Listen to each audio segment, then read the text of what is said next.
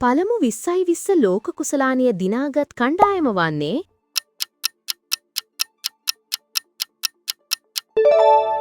ඉන්දියාව. ශ්‍රී ලංකාව දිනාගත් 2014 ලෝක කුසලාන තරගාවලිය පැවැත් වූ රට වන්නේ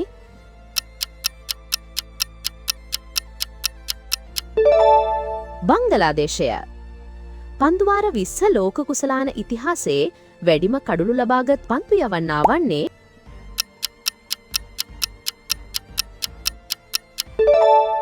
ශකීබ් අල් හසන්.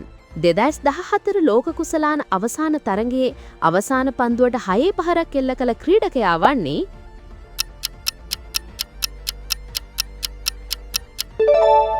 තිසර පෙරේරා.